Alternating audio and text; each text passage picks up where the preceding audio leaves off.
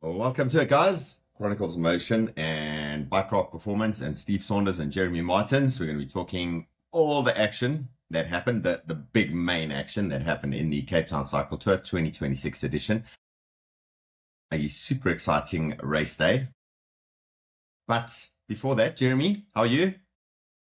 Steve, always cool. Literally cool. My side of town. I I think see. I see spring has bypassed us. We've gone straight to summer, boom, into winter. It's It did. challenging this side of town. It was shocking, rather shocking to suddenly have that. Although I must admit, I'm able to wear my long jean pant now instead of my short jean pant. Quite exciting to be able to do that and walk around and not be in a ball of sweat all the time. I'm looking forward to this winter. I believe everyone else is absolutely hating it. Yeah. Oh well, it is what it is. No such thing as good or bad weather, just good or bad clothing. Clothing, exactly. And how's the training going? How's all that running? Comrades preparation, massive miles. All the notes you send me on WhatsApp are all from a little voice note, 15 or 18 kilometers into a 30-kilometer run.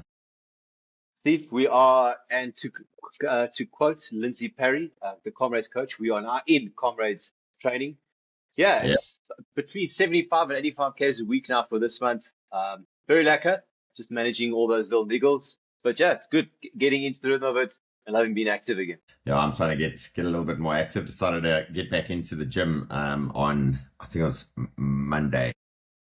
It wasn't a good idea.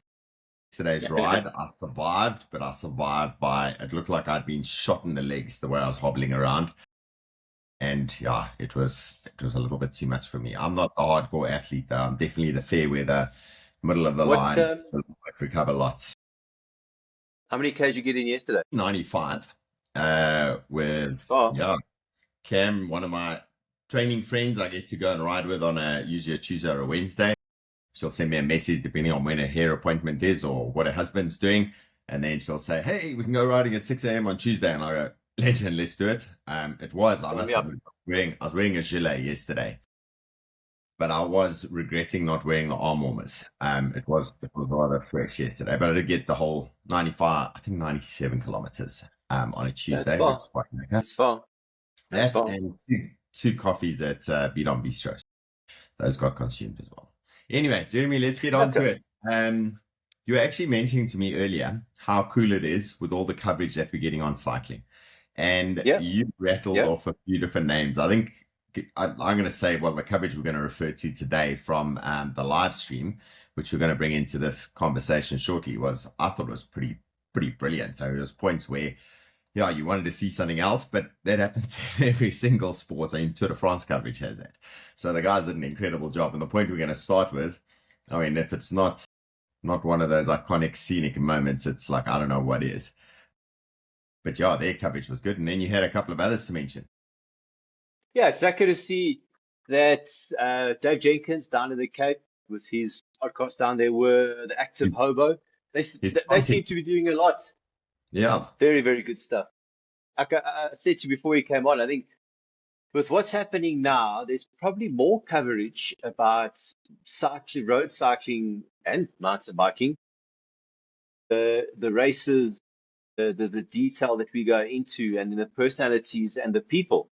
I think if you backtrack good couple of years, you had the super cycling show, which is now turned into Cadence. And from the South African side, that pretty much was it. You had a lot of the teams putting out their own content, but their content is their content, and it's to be based towards them. I think there's a lot more that's done now from a neutral perspective. What we do, Dave's coming in, Kent and Ryan has started something which I think is also quite accurate. We're going to get Well, a different perspective of what goes on, and I think it's like that. There's more happening, which is cool. yeah, no, it's been, I think it's really good to see all of this coverage coming through, and we're starting to get to know the people, the athletes in the races as well. That makes a big difference in what you're cheering on. I've always said in the past, over the last 6 or 7 years, it's sort of what was missing is that you couldn't really relate. And if you ask an average cyclist out there, um, uh, Melissa Kretzinger, she's an amazing cyclist. I go, who? Who? And you go, God, do you not know Melissa Kritzinger? She's amazing as a bike rider and as a person, but she's such a quiet person, and there's no coverage out there for them to get that exposure. And now we have the opportunity for people to cheer athletes on. Lisa Bone getting that. I mean, she's been so good over the last couple of years anyway, but winning this one just boosted her image out to people that wouldn't have known her otherwise. They may have heard her name. Yeah. They may not have seen what she looks like. Now, when they see her, they're going to go, "That's Lisa Bone." Which is awesome. I love it. It's a bit of hero worship. And I suppose actually that's what you and I do. We're always talking about the athletes. We're talking about the competition, the inter-athlete rivalry, the tactics and all of that. And yeah, it's beautiful. And we're going to be able to do that now. We weren't the commentators at the on the live stream. I've got to say a chapeau to Gerald de Kock, our dad of cycling. I say that as a good term. He's incredible what he does. Putting it together with Cherise Villett, who, well, what more can you say about Cherise? That lady has raced everything at the highest level. I mean, she's getting ready for Absa Cape Epic at the moment. She was on the live stream. I can bet she was just itching to get out there and race because she's won this race before. And Javier Kruger. Yeah, they bring a nice dynamic to it and lots of interest going on. The videographer's doing a good job. Producer's doing a good job covering 2 races at the same time, which is, Jeremy, we've only had to cover 1 race. And even that has been hard at times, trying to get backwards and forwards with the producer. So well done to them. Anyway, should we get on with it? Let's jump in. Okay, so I'm going to share my screen with all of you guys, and I'm going to start the coverage. Jeremy, I'm gonna leave a bit of the volume in the background running. Here's the comments again.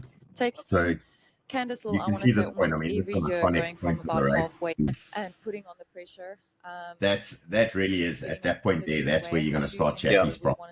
So this is the ladies leading bunch. A rider like Tyler Jacobs, we can see a couple of different stripes, a couple of different colors of kit here, and it was a solid, hard race. This is Tyler Jacobs sitting at the back with the SA Champs jersey on because she won that a few weeks ago, and she's doing the same thing. She's sitting there surfing the wheels, following the mood. She is the youngster group.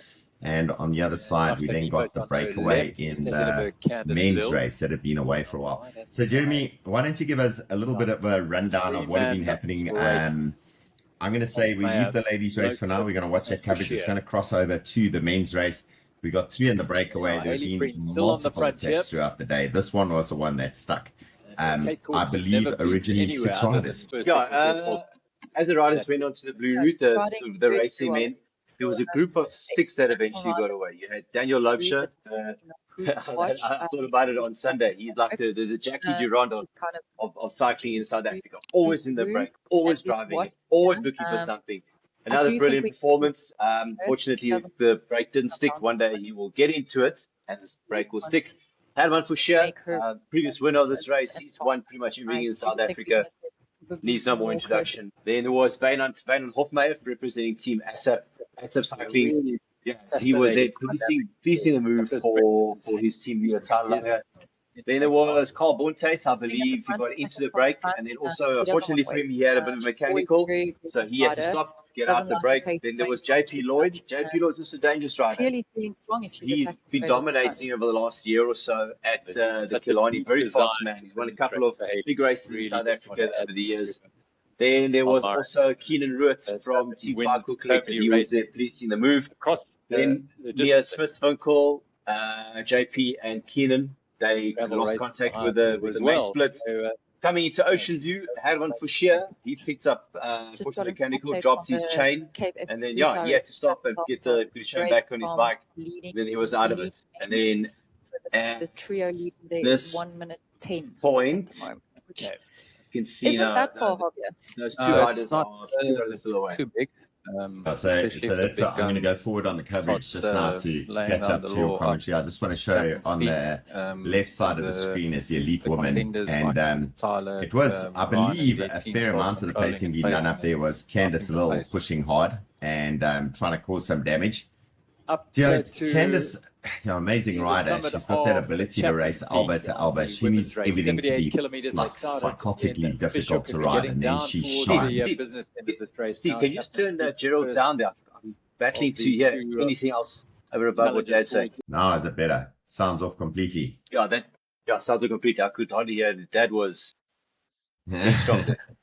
Super excited. So on the ladies race, you can see the pacing starting to get set there, and yeah, how fast they start heading up there. Candice Lill on the front, she's putting the hammer down. It looks like they're riding a flat road, and you know this isn't a flat road. This is getting to the the false horizon the first time, and then you get the second one where you go over the top proper.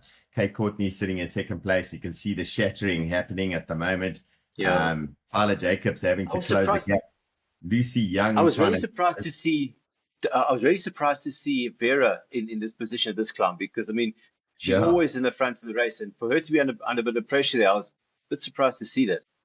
But you can also see how hard Candice Lill is pacing up here. I mean, the pressure is on. When a rider sits 2 wheel lengths off the back of the group, they're not sitting there because they want to. This is Sonica Klopper at the back here. She was in that massive breakaway at SA Champs. And Tyler Jacobs finding herself having to do some work to try and close the gap. She will get herself back in there with that descending skills. But as Kate Courtney has seen the opportunity, she goes to the front. She says, brilliant work, Candice. We'll keep that going. And she starts to close that gap down again. And she looks around and sees no one else is willing to do it. And it starts to pull back together. We saw this for both the men's and the women's race. There was a definite pull towards the top of Chappies Peak. And then as they crested the ascent and they started the descent, there's a long open straight, and it seemed to be a block headwind there. And in the men's race and the women's race, the riders that were just off over the back, they managed to ride themselves back in. So as you can see there, Tyler, they just got back on at the end of that long straight section. Yeah, but you can see the difference, and we know what the race is like. It really is a race of 2 halves. The first half is typically all the breakaways and everything else, and that is getting up until you hit basically the bottom of small Chappies, and from there on, those that have got the legs and the proper racing, that's where the real racing starts. And we see it in the men's race as well. We see the breakaway getting pulled back dramatically. There were some extra factors in there. You know, would they have survived if they had 3, or would, what would have happened otherwise? How well, I mean, Fly Cool Collective in the men's race, they just came together as a team, and they were incredible. They sort of remind me of the days of when we used to get the Norwegian teams coming out to South Africa, and they would put 10 riders on the front and just absolutely decimate the race. But the ladies here, it's, every single one of those ladies in that bunch are world level bike riders. There's one of the top triathletes, Magda Nieuwoudt, who's also up there and properly animating the race. I believe she was in multiple breakaways as well. And you can see the speed they're going at. I think it's, one of the other things I think is really cool, Jeremy, is the 70-kilometer distance for the ladies, separating their race completely from the men, so that they have the opportunity to race strategically and actively. And see Candice Lill on the back here. Let's just interject here. Funny enough, you and I both know why there is a separate race and why they do a shorter race. But I think we just need to clarify here why that is. Over the years and decades, elite racing men, the fast guys, they started first, and they don't have any traffic that gets in the way. Then the elite racing women, they would inevitably have started within a group that there are men. Yeah. And then as the race would progress, the men would interfere with the women's race. And there were a couple of incidences where riders could have won, but the men changed the dynamic of the race. So it was a couple of years ago, they actually decided to eliminate any guesswork, so that the women start in Simonstown, which is before Simonstown. Fishook, yeah. So they're cutting out the first 38 kilometers of the race, and they're starting at a very similar time to what the elite racing men are. So they've got a clear shot at the race, and no one can interfere or get in the way with their individual race. Yeah, so that's, like I said, after the event, I've had a few people actually asking me why the women race shorter. That's the reason why.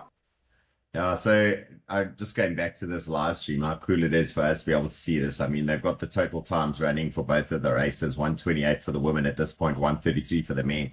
they're still way back on the course. So they've got to get over through Ocean View at this point in time. But we'll cut across, and I'm going to go forward a little bit shortly. The ladies' race seems to almost go to a little bit of a easing of the pressure. The attacks aren't as flat out. Back on the front is our mountain biker. She does a lot of work today. Strategically, was it the right thing to do? Was she there to help someone else? Did she have her own plans in mind? Did she just not want it to slow down? Was there someone who was off the back that she didn't want to get back? I don't know what it was, but you can see them talking to each other. Kate Courtney was incredible. The next big move that happens is Kate Courtney going up Suikerbossie. She puts in an attack that looks like it should be the start of a thrashing rock song. It was so aggressive. And she opened the gap over the top there. And if you're going to be on your own with a group chasing, it's unlikely to survive the whole way down. Oh, you see them drifting out. Actually, going to give it to when you're watching this race at the bottom of Chappies Peak, which is where we're getting to. We're almost there now, yeah. Heavy Preach. She put in a massive attack, and she actually really stretched the bunch out. And then from there on that's when you was good if Candaceville went to front. They just drove the screws a bit tighter. But you can also see this. Heidi comes from a strong racing background. She understands the importance of kicking and getting that gap. Whereas I felt like the mountain bikers, they didn't really accelerate as much, and they just kind of drove it and tried to eliminate everybody else. As kind of pretty much what you would do in an XCO marathon race. Where it's not so much a vicious attack as it is a wearing down process. Yeah, it's just tightening the screws all the time. So they cut across at this point to the leading breakaway. You mentioned the 6 that were there originally, but by the time they got over the far end of the circuit and heading back through Ocean View, we now got 3 riders, and I'm going to see if I can get ahead to where we see this was just before Ocean View. Okay, I'm gonna cut across to this point. I think at this point, Hammond Fashia has had his mechanical already, and we've now got on the front a team with orange and white kit. There we go. So it is down to the 2. Hammond with that. I thought it was a puncture. You said it was a drop chain. Yeah. Drop chain, and that took him out of the mix, and it massively, by 1/3, reduced the firepower of this breakaway group. They're having to deal with a whole bunch of guys behind. They've been away for a long time, and it doesn't matter how strong you are. When you got a team of 8 riders dedicated to one rider, willing to bury themselves, I didn't see this lasting. By the way, my watching of this on Sunday was at Beat on Bistro out in the cradle. Got our cell phones out, we put it on the table, we had coffee, it was cold. We were in the corner, and we watched this live stream off my phone, and it was amazing to hear the commentary, to see the pictures, to see the riders, to see the effort going on. How many times did they mention Wynand saying hello to everyone on the side of the route? Obviously he's a local, so both of these riders are locals.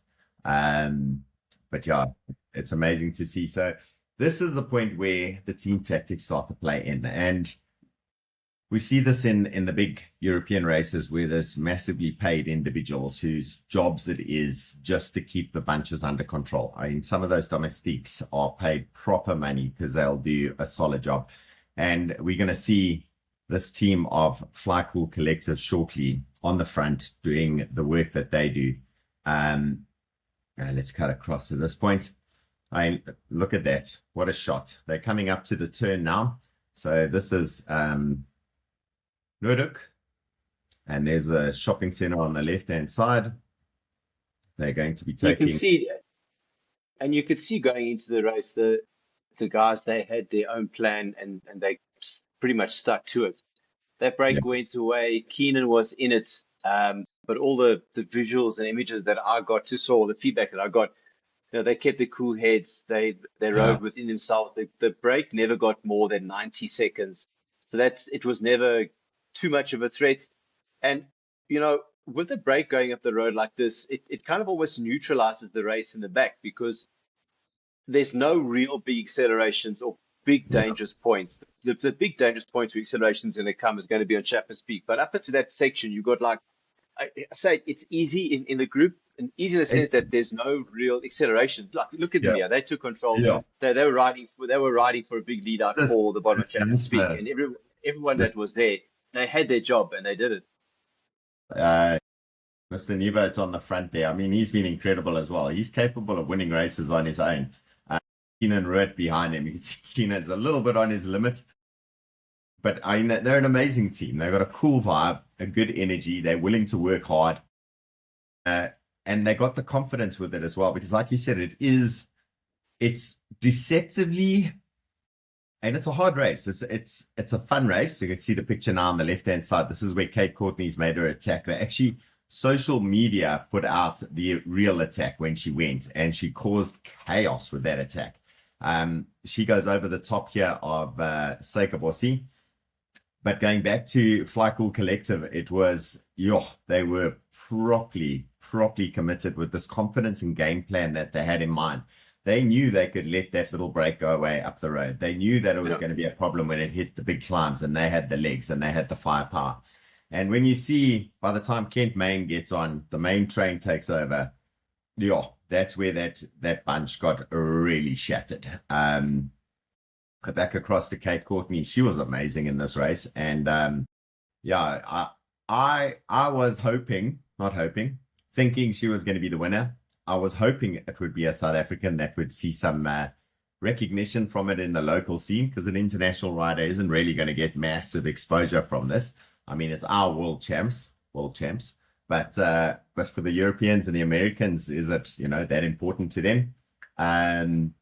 But Kate Steve, Courtney I'm actually I'm going to jump in here, and maybe look at anyone that. who's watching this can refresh me, because I can't recall any rider that has attacked on Suikerbossie that has stayed away to the finish. Solo rider, Yeah, there's always attacks, also split up. The only one that I think I can remember was Michael Anderson, and that was probably like 1996. that's He was exactly, fresh off the report to a win. He just won the Giro del Capo. He went up Suikerbossie at 50k an hour. I'm just saying. And yeah, if memory serves me correctly, I think he was caught by Vinokurov and Malcolm. yeah, If yeah. if memory serves me correctly. And you look at the times they did. I mean, it was a little bit of a different route because they finished much earlier. We Finished in Camps Bay, in Camps Bay. But I think the timing on that one, I rode that race, and I remember sitting in the bunch thinking, what the hell? His team was on the front and going so hard that they still had the unconventional category at that stage. So the guys in the recumbents, and we were catching recumbents at a rate of knots, and that's unheard of. Those legs on the recumbents were flying. Yeah. But were they going fast? And it was, I think they finished like a 2:15 or 2:10 or something like. Oh, crash as the riders go down. There was a crash there. Mm. This is another shit day for Mark Pritz and unfortunately Honeycomb guys. Nichols coming the descent of Switzerland chain drop, busted his bike there. He had to get a bike from a teammate. I think all in all for the Honeycomb Oaks, had one in the break, drops the chain. Mark So- down the back of Spitzwinkle, shit luck. Here, he caught up in a crash. This is the start for those who haven't ridden it. This is the start of the small Chappies climb. So there's two parts to Chappies. Jeremy, you've done this over and over. I mean, you grew up in Cape Town, so you know the area. There we go. They start the climb. They go through the little the toll booth section shortly, and then it's on. You can go flat out in that first little section of the uphill, but it's long enough that it's going to cause some pain, and you need to actually settle down. And I think this is a point where most of the groups actually shatter. They can't keep that pressure on at the level they need to, especially if the legs have already been worn down. And if you look on the left hand screen there, the elite women's race. It's aggressive. Was it at that point? I think Tiffany Keep was still off, or was she back in? They couldn't see, but she obviously got distance going up Suikerbossie. She got distance going up Chappies Peak, but speaking to a few guys, she something similar thing happened at the EP Herald, and she got herself back every time, and she ended up winning that race. So if you talk she about, was kind of flirty with. the She was kind of resilience of a flirting with rider. danger today, but yeah, she got back, and when she got back, I thought, oh, she's going to be good, difficult to beat today. Yeah. Yeah, you can see Haley on the front. She was working hard as well. I didn't hear any of the interviews from Haley, and I think she would have been a little bit disappointed not to have got a better result out of this one. You know, she was disappointed at SA Champs, having a frustrating start to the year, but at least there's no major crashes happening for her. We cross back over to the men's race.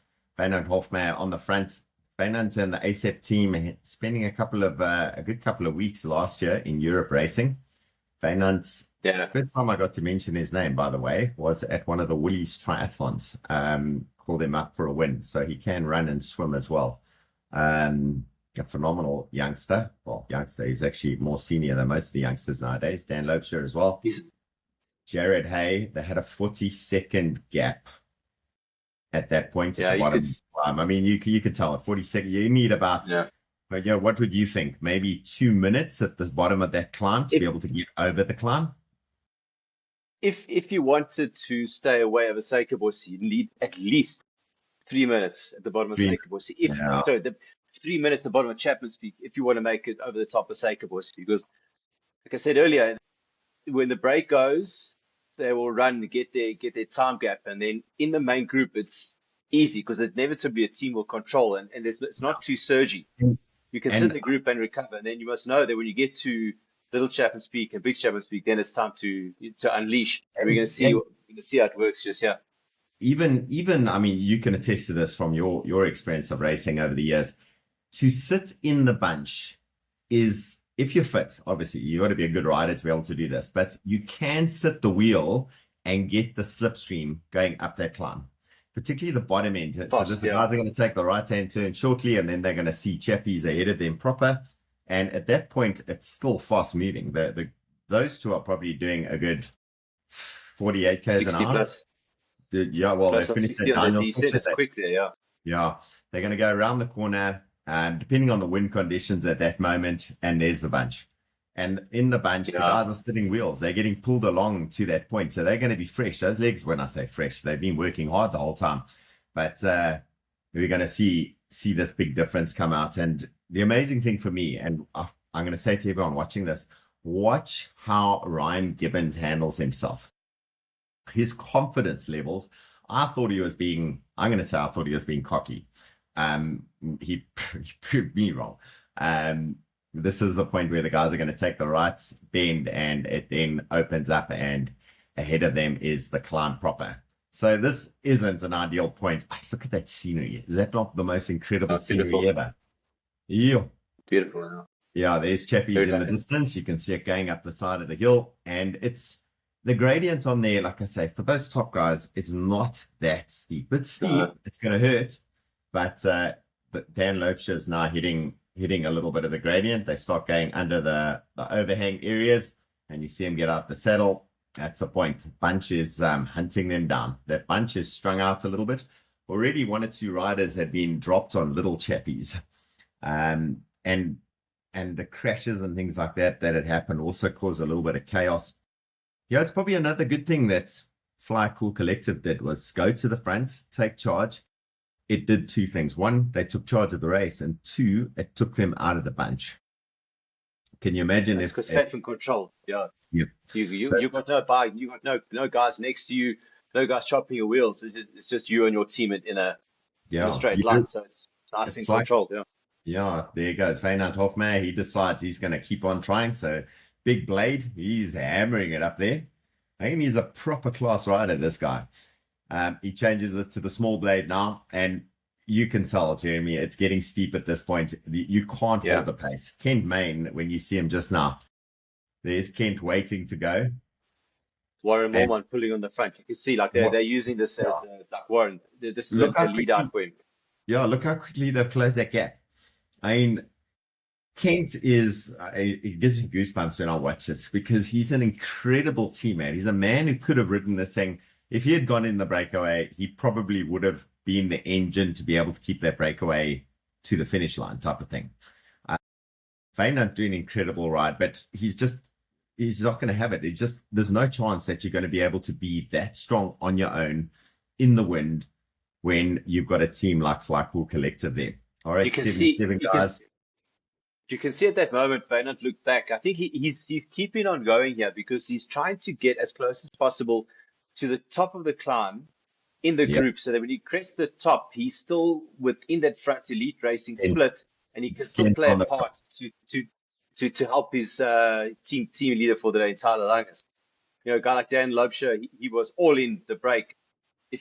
If it doesn't work, well, then he's going to pop out the back. His job is done. But a guy like Wynand, I think he's got two jobs to fulfill here. Try and get in the brake, control it, and then try and make sure you get as close as you can to the top before the group catches you.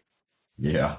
So here's Ken Main on the front, and this is the point where Kent just goes into that mode. His head drops a little bit. He bends those arms, a little bit of an arch in the upper back, and he just drives the power. We saw Tyler Lange sitting in sixth wheel. He was looking pretty comfortable. There he is. So I can see him to the left-hand side now. And that bunch starting to get strung out. You can see the effect. The gaps are starting to open. You can see the desperation in some of the riders as they're trying to figure out, do I go into the big blade? Do I stay in the small blade? You know, the heart rate's at max, the breathing's through the roof. There's the gaps opening. Now you can see the problems occurring. The guys are starting to struggle. Now, interesting there, you saw the man who would have been in the final breakaway just to the right there. He's looking confident as well. And we'll see that mood happen shortly. Here we go. I think you just watching this ride going into this, I had a very good idea that Sasha Weber was going to be good and really on top form for the day. I think the way he rode on Chappies' feet, they're sitting third, fourth wheel comfortably. I was like, look at that. This man is definitely a good day today. Oh, that's what, 25, 30 guys max. Yeah, and there's little gaps opening up. Ryan, straight away at the top of that one, he put in a little effort and then pulled across, said to the guys, come on. You could see his confidence. It's, you know, a rider who's not confident is going to go to the front, worry that they're not doing enough work, and bury themselves too deep. Whereas a confident rider is going to go, okay, I'll do a little bit, no problem. And then they'll pull across, look at the other guys and say, come on, guys, let's do some work. Because they know any counterattack's not going to cause problems for them. Johan Fourie de Villiers there in the Chinolo kit. How's he? He's on a gravel bike that he borrowed with road wheels. Okay. He's won SA Cups, XCOs, and he's won Trail Seeker events, a phenomenal mountain biker from the Free State, the Vrystaat. I think he's Vrystaat, but he's on the corner of Vrystaat, Northwest and Gauteng. A brilliant youngster. But look at that gap. I mean, the difference when the guys at the front there, those gaps open up into the wind. And like you said, it looked like a little bit of a headwind there, but geez, the speed they went around here. And you can see one of the corners. You were talking about this. Felix clearly trying something there on the DC. Yeah.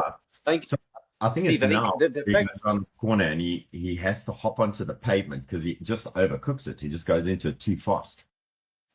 I think given this descent and the nature of this descent, and given what the guys did going down here, it must have been a buffeting through the corners because Ryan gassed it a bit over the top. Felix tried to go here. And the reason you got guys like that doing moves like that is because they can sense there is an opportunity here. Put the pressure on the corners, and we'll see later on down the descent what that actually did. Yeah. The guys are the fact that these guys are trying these moves in this particular section of the race shows that there were opportunities and the guys are looking to split things up. They're not always just waiting. Okay, we've got Suikerbossie now. If you're a good rider, you go, okay, well, I'm going to unleash hell. If you're an average rider, go, oh my God, I'm going to try and hang on for as long as I can. And if you're a rider that's 50-50, whether you're there or not, you go, oh, here comes the pain. This is going to be a big effort. They're looking for moves before that point. Is that Wynand on the front again? Yeah. That just goes to show, like I say, you know, he went into the move. And he tried to stay near he had to stay near the front to do the team role for Tyler. So he had a double job to do on Sunday. Yeah. So we're back across on the other side. You can see Lisa Bone on the front. They're heading now into Camps Bay. So Kate Courtney at the front. Candice Lill forever at the front doing the hard work. And this is a point now you can see behind Tiffany Keep. She's made her way back in.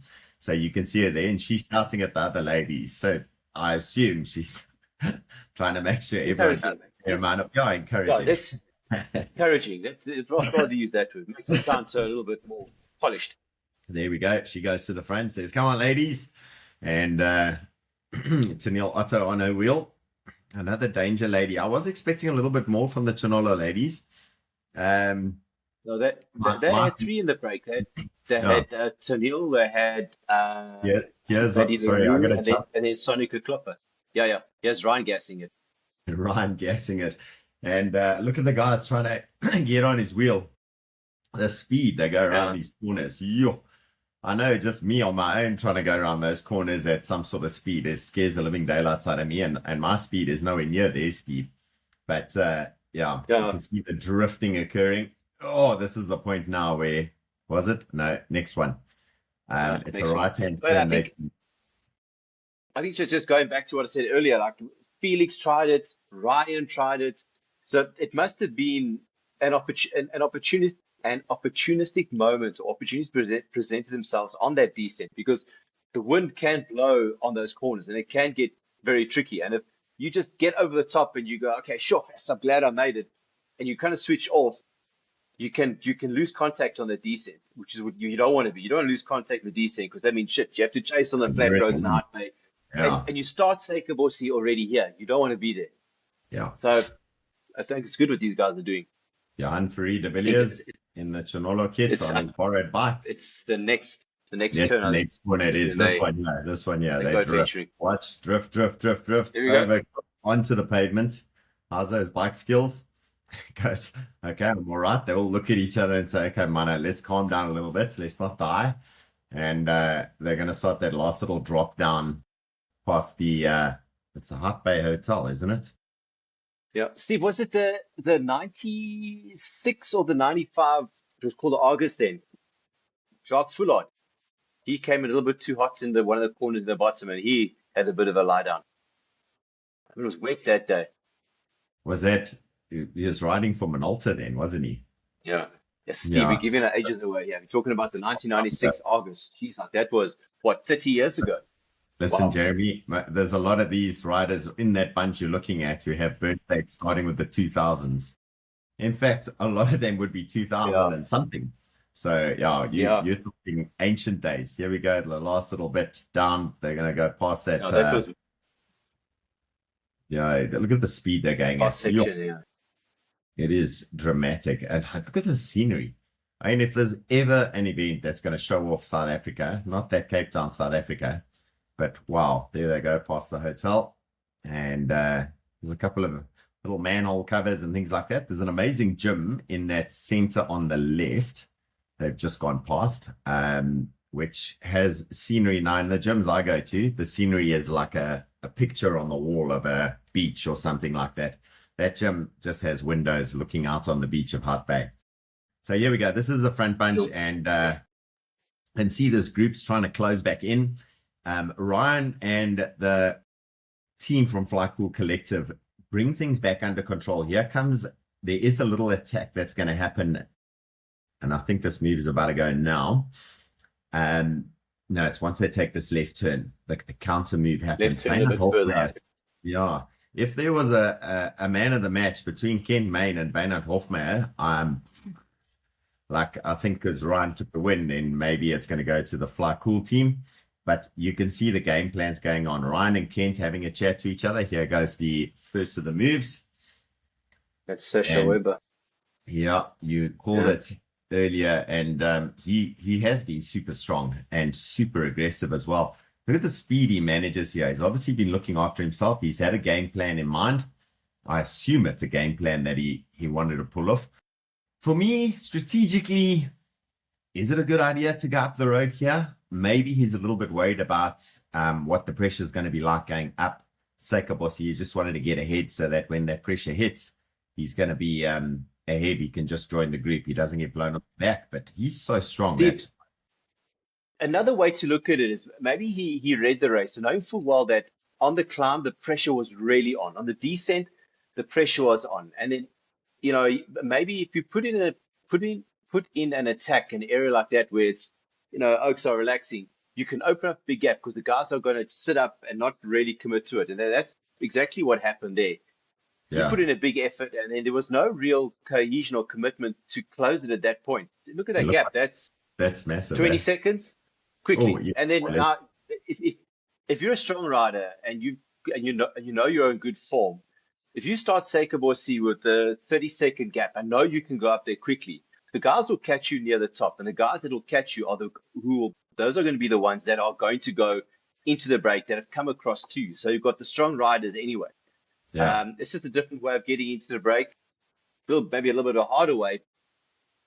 Not sneaky, tactical move.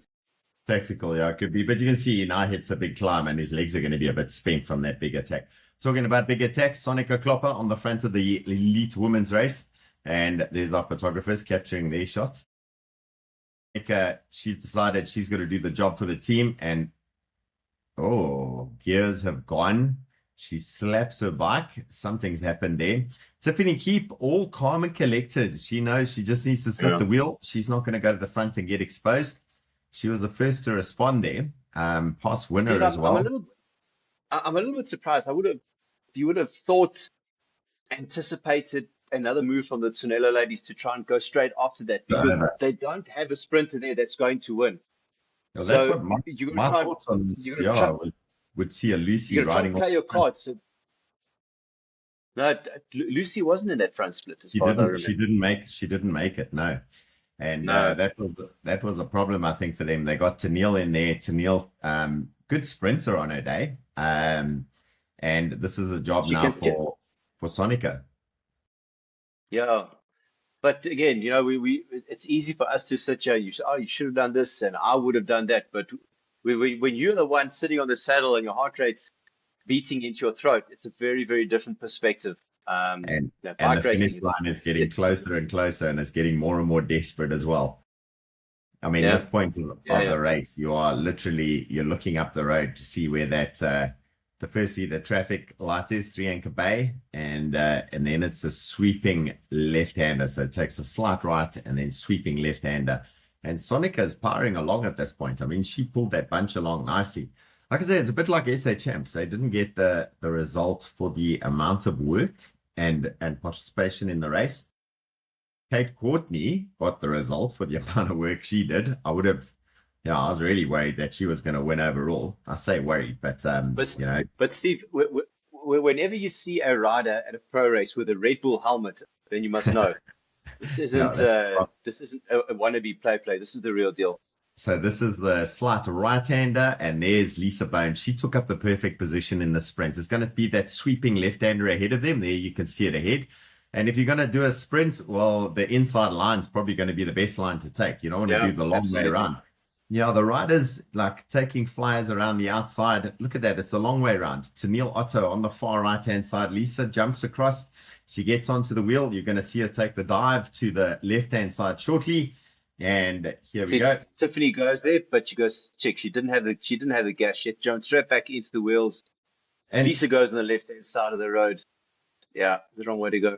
Yeah, you got to be on that inside line. And it was close at the end. I mean, that sprint to the line was like pipped by a quarter of a wheel's depth. Yeah, so very, very close. And you can imagine after racing that hard, having to sprint that hard as well. But there's a nice shot of that sweeping left-hander that they come in at the finish line. It is so fast. And you feel like a legend when you ride across that finish line, whoever you are. But I must admit, I was really happy to see Lisa Bone take the win there. The Cycle Nation team. It's good. Yeah, it's good. Lincoln King, the team manager, he's been at it for a long time. He's won a lot of big races in South Africa. Team took a couple of hits in the last little while with some of the premier riders either retiring or moving to different teams. But he's kept things going. He's got the right formula.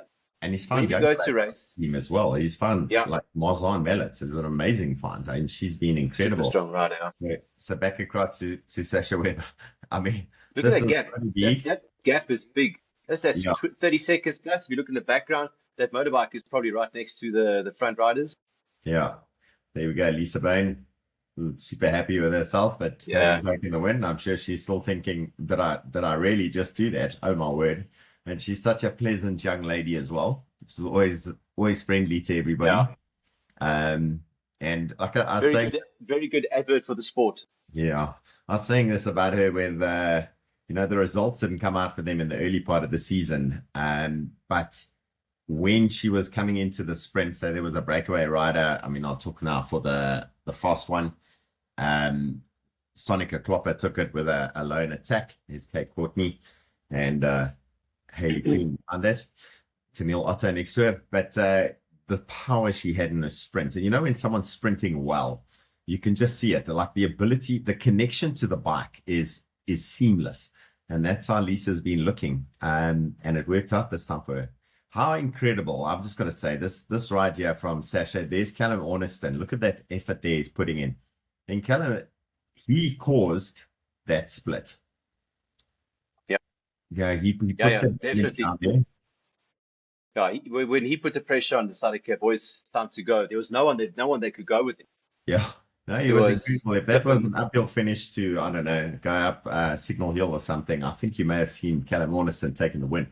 Definitely. There we go. Look at the gap he's already opened there. He closes in on Sasha Weber incredibly fast. They've whittled that bunch down. It has shattered times over. And the guys are at their limit. You can see those moves are difficult. But Ryan Gibbons, if you watch just now, you're going to see Ryan make that counter move. And again, that confidence that I thought was overconfidence was just his knowledge of what he needed to do. Yeah. How's this effort? Oh, this is flat out. This isn't riding comfortably or like finding a comfortable threshold pace to ride it. This is what have I got left before the lights go out? And I'll squeeze that a little bit out as well. Sasha Weber, nice response. Yeah, very, very good. Like we were saying tonight, did Sasha go a bit sooner? Yeah, he gets over the top with the front group, which would have been one of his objectives, I imagine, attacking at the bottom. But you always have to wonder if he'd waited 2Ks later, could he have got over the top with a 30-second advantage going over the top? I think he would have been a good player in that group of four, and I think he would have been in there looking at the way he races, the way he can read a race as well. So this is a point now where you start to see little splits occur, and then all of a sudden there's four riders off the front, and it's quite the thing to watch, because when you're watching it, you're going, well, why aren't they chasing? But like you say, every single rider in there has just been to their limit. The lights are dimming as they're riding along, trying to hang on to the wheel, and now there's a move going off on a downhill, and they're thinking, geez, I don't have anything more to push out there. And if I do, I'm going to be in trouble if a counter move happens. So you see this little coming. I also got to think that with the split, it's going to happen 2 or 3 corners from here. There are riders that are in that chasing group that have spent the whole day sitting in the wheels, and they are only waiting to see the front in the last 100 meters. That's all that they are doing. That's their job. And then at this point of the race, it's stretched. Everyone's on the limit. And then soft move rolls away. Then these riders that are in the group, I'm not going to close it because I'm going to save my leg for the sprint. And when you've got a group of 8 riders and 6 of the 8 are thinking the same thing, that's a recipe for that front little split to roll off the front. And I think that's exactly what happened. Yeah, the guys were trying to conserve themselves. Everyone's on the limit. I want to conserve myself for the last 150 meters. Let me see if somebody else will close the move. And then everyone was playing Russian roulette. You go, no, you go, I go, no, I want to go, and then boom. And in the meantime, Callum's off the front, powering away. If you have Jaden Turlo, this is the first time we start to see Jaden popping out, and he's a proper class rider. If you could put a soundtrack to a rider, there's that song by Leonard Skinner called Freebird. And it's got a riff in the middle where it's like the guitar goes wild. And Jaden Turlo, every time he's won one of the trail seekers, he comes up with the little flare. There's a split, and it's just it's one of those where you think, why did you let that open? And I can bet you every single one of those guys sitting there is looking at each other going, I should have closed it. I should have closed it, because look how quickly it opens. It opens it opens because no one was willing to do that little bit of work in the beginning. Now it's got to be a big amount of work. Now it's not a little amount of work. Now it's a lot of work. And you got 4 riders immediately settled. And you've got if you look at the riders that are in the front there, you go, okay, Ryan's going to commit initially 100% to open the gap. Jaden, same thing. You got a guy like Callum Ormiston, you're going, if this goes back, I'm guaranteed to not win the sprint. If it Yeah. stays here, I can win something. So he's going to commit 100%. Arguably the strongest man of the day. So when he's committing to it, you know, you got Ryan wanting this thing to go, Jaden wanting this thing to go, Callum wanting this thing to go. Reynard is also there. You know, man, that's dangerous. Lombard should have been going, would have been going off in the back. But it's one of those moments that happen. And you've been in races and done it, and you've been in races and benefited from it. And if you're active and you're willing to put the work in, and it's almost a lesson for the youngsters, is someone sits up, just roll it. Don't sit up as well. And like you said, these 4 riders here, Rainer Skitter, I mean, we know how strong he is. He's got that genetic input from pulling the plow around at home. Dana Skitter, his dad, they are super strong. I was expecting more from him in the sprint at the end, but having said that, he's sprinting against guys that are flipping phenomenal. So getting a 3rd place as a 23 rider is incredible. Sprinting against the guy who won the Ride Joburg last year, Ryan Gibbons, is good enough to be in the World Tour this year. I mean, those are some serious hitters. And what I like about, Rainer Skitter, he's really stepped up for the last couple of months. A quiet and assuming guy. He doesn't make a big noise about himself. But when it comes down to it, he's been there more times than not in the last half a year. He's really upped his game a lot. And you can, you're talking about that cohesion in the group. Ryan, his confidence, he does his little bit of work. He says he doesn't get caught at the front doing too much work. He keeps a proper eye on things. I think he was the man in that group saying to the guys, we've got enough of a gap, keep it going, and we're going to make it. And Callum, well, geez, that man just never stops, eh? The Jackie Duron, you said that earlier, didn't you? Yeah, he's like, this was his shot to try and get on the podium at the Cape Town Cycle Tour. If he goes back to the group and it's a sprint, I think what I'm going to say now, Callum's not going to be pissed off with me when I say that, but if it was a sprint, he's almost not going to be on the top 3. That's not for sure. At least like this, this is his best shot of a top result, so he will commit. Well, I'm going to say a little bit of criticism for Callum is I think he was, and I call this out without any knowledge, a little bit intimidated by those riders around him coming into a sprint like that, because he took an early flyer. And I think that's what cooked his legs for that final sprint at the end. And you'll see that later on when they come in through Greenpoint. You'll see the point where he takes that flyer, tries to open up. It's Ryan who responds. And then Callum is trying to get back into a slipstream after that. And Ryan ends up on the front. And then, well, we've all seen that sprint at the finish. But the solid work going on. This is a team time trial. The 4 of them know they have to commit. They know they have to do the work. Jaden Turlo, strong as anything, not scared to do the work. He rolled through every single one of those 4 riders, rolled through every turn they needed to. I don't think there was any skipping of turns or anything being missed. And it's probably the reason why they had this good result. And keep in mind, Jeremy, the tactics going on behind. Now, Flypool Collective have got a rider in there. Nessa's got a rider in there. It's the mountain bikers, I'm going to say that, the specialized Toyota guys have got a rider in there. And you've got Jaden there. Yeah, it's everyone's there. It's the shaker, it's the movers and shakers that are there. And the guys that be behind, it's 1s and 2s, and nobody's going to want to commit to close that gap, because then you're limiting your ability for the sprint. And the guys behind, they're all sprinters. Yeah, the guys are all sprinters, and on top of that, they're pulling teammates of these breakaway riders along to them, which is also going to give a free ride to those guys. So they're stuck in that catch-22 scenario. This is another beautiful spot for any of the international guys. You ever ride in Cape Town the day before the Cape Town Cycle Tour?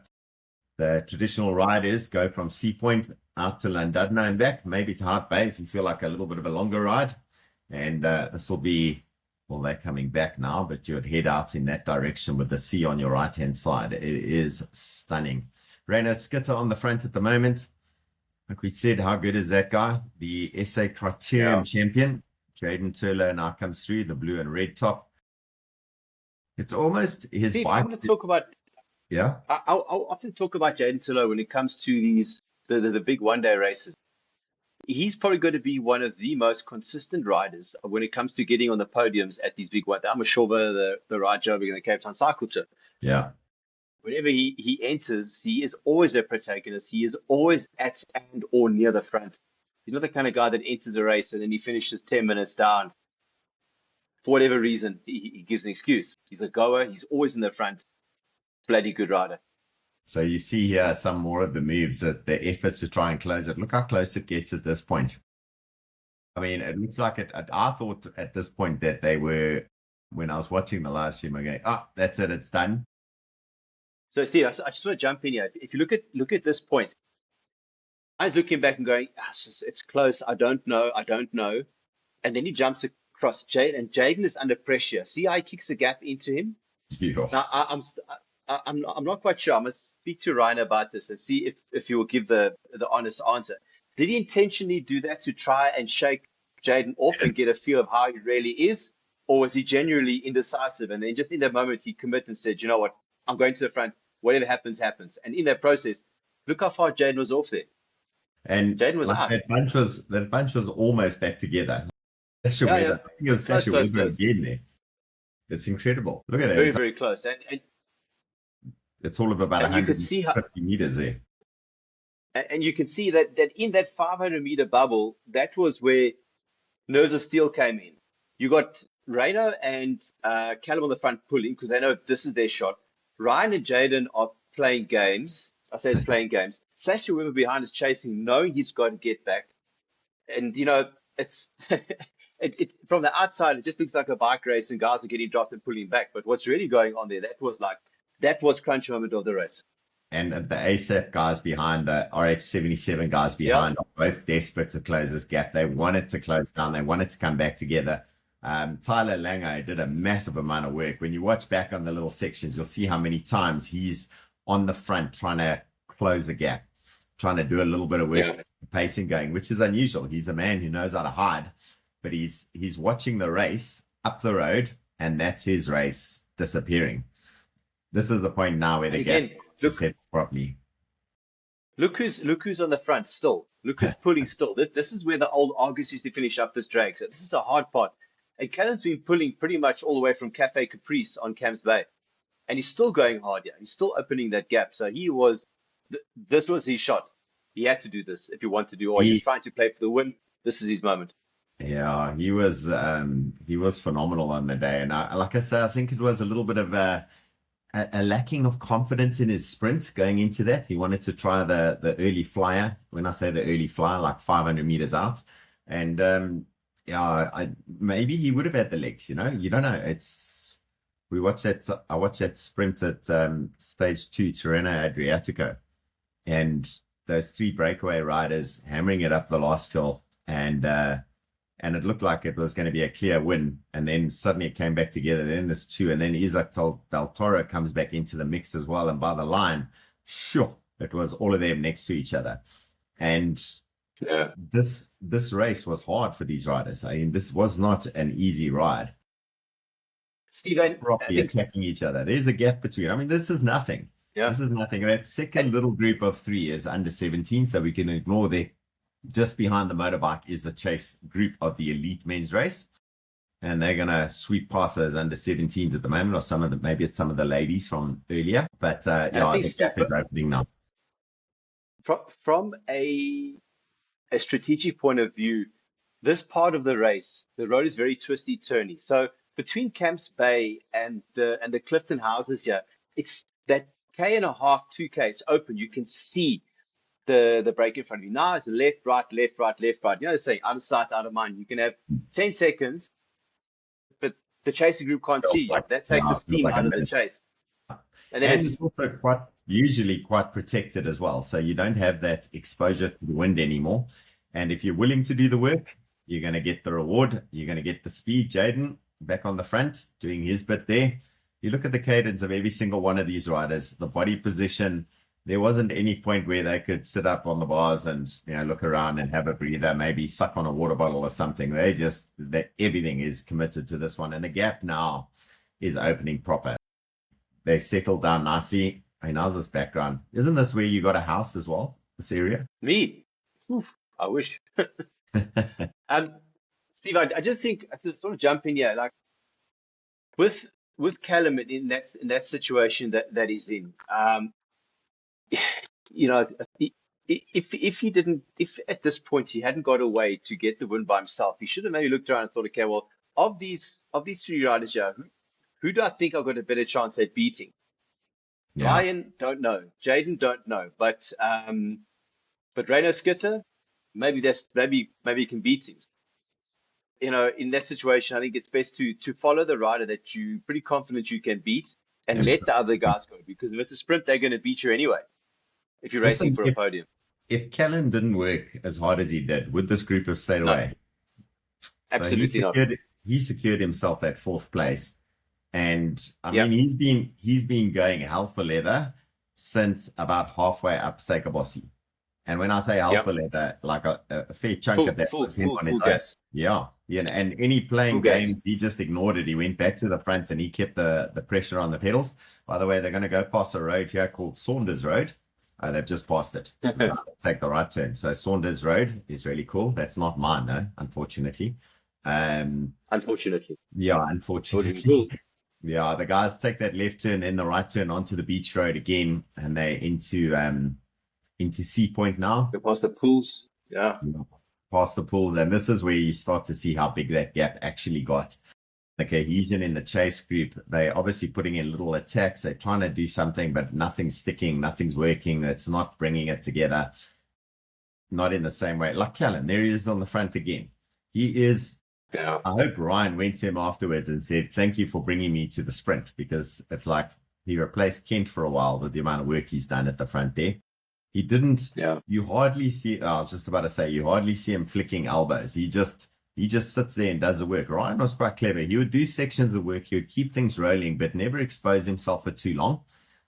You're going to see him peel off pretty quick. There we go. He eases off. Well, there's that World Tour experience. I mean, I know this is a very different type of race to a typical European sprint would be, where you've got 100 oaks all jostling for position. But this is kind of Milan-San Remo-esque. Small group going to the finish line. It's also close. The pressure's on. Like you say, Ryan wants to go to the front, keeps the pressure on, doesn't expose off, pulls off, and then next guy goes. And then in that break of four, you're going to have one or two riders that are so happy to be there, and they're going to want to pull themselves all the way to the line because this is their only shot. I think Ryan, he read that situation well. And also, he comes with experience. I mean, everyone's nerves are rattled there, but he's calm. Yeah, he's so calm and collected. Now you're gonna see how big that gap is. They do have a little bit of time to be able to work with at this point. Callum looks back. This is the point coming up now where you're going to see this little sneaky attack by Callum, where he's going to take his chance, and you can see Callum does a long turns. The rest of them are doing pretty clever shorter turns in it, and I think this is where Callum sold himself out. He was super strong. Fourth place is amazing, but I don't think the result reflects who he is as a rider on the day, because he was incredible out there. I said man of the match earlier. I think here you can see Tyler does a little move, trying to accelerate things a little bit again. Here we go. Over, yeah, but it's over. It's done. I mean, all he's doing is dragging the bunch across, and they're not going to close that gap. It's too far. 3 Anchor Bay. They're going to head towards the traffic lights. Where's this attack going to happen? There's this point where Callum goes. He tries to make the move. There he's at the back at the moment. Here he goes. He drops off. And he's going to make his move to the right. It's always kind of similar to what Sonica Klopper did. She kind of realized, I don't think I'm going to win the sprint. Let me try and get away. Yeah. Callum puts in that big attack, gets out the saddle.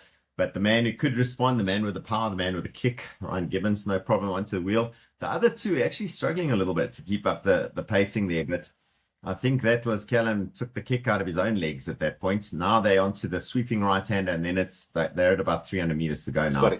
It's close now. It's done. And when you see Ryan kick, watch when Ryan stands up, the gap to Callum just opens. Callum can't do anything about it. Neither can anyone else really in the beginning.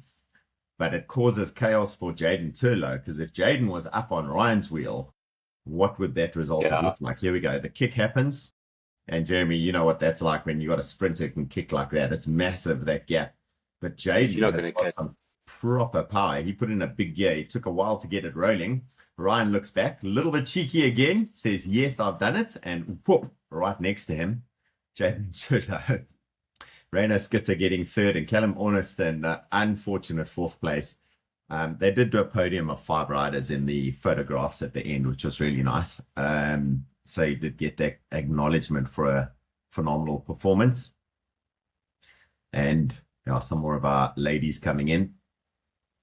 Yeah, I think it would have been very interesting if Jaden had chosen a different wheel in that sprint. Because when Ryan kicked, he kicked a gap quickly into Callum. Rayner also couldn't really respond to it, and Jaden had to go the long way around both of them and just ran out of road. If could have, would have, should have, the race was another 10 meters longer. Yeah, Results I think could be different. Yeah, the picture you said, like right, Joburg, it was Jaden Turlo took it from Ryan Gibbons. Now it's Ryan Gibbons taking it from Jaden Turlo. Yeah. And there we go, the little thank you to Callum. Yes, that man was a beast. He was a beast that last bit of the race, and he was the one. There's the ladies on the far side, by the way, and some of the men. Looks like the ladies went to go and watch the men's finish. And the rest of the guys. Look, I think it's for every South African pro rider. I think everyone knows if you're based in South Africa, from a media coverage and a media standpoint and what it means, Cape Town Cycle Tour and the Rise Joburg are the 2 big races that you want to have, need to have, to kind of elevate your status. So you're one of the boys. Yeah. I think Ryan, with him saying, you know what, guys, I've had enough at the World Tour. He's resigning to focus on his professional career and more importantly, his family. I think it's a nice way for him to keep on going, to keep his legacy alive and keep relevant, and also keep they still do have a lot for the Team Fly Cool collective. They're like a bunch of guys. They've got a good community going around them. I think it's important. It's going to prove very important for them. Yeah, a connection there as well with Lisa Bone. She rides with them often. She's part of that cycling community. Cool. And so the cool kids. The cool kids from Fly Cool Collective. There's the rest of the bunch coming in now. And they also would have been flying along, but they've lost those positions. There's another one of the Joshes. Got a couple of the ladies in the mix there. That would have been a hard day for those riders. Yeah. Next little bunch gallop coming in. Must have been like 3 million bunch gallops going on there.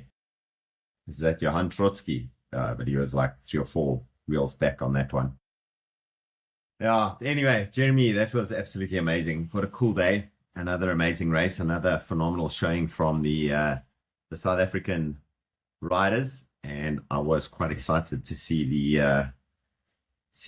the international riders being kept at bay. So Gauteng for the win. Gauteng. Next time, Cape Town, guys, you're going to have to up your game.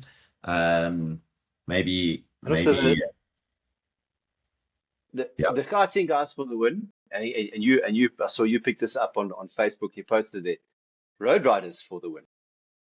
These roadies and Gautengers for the win. That was brilliant. We love it.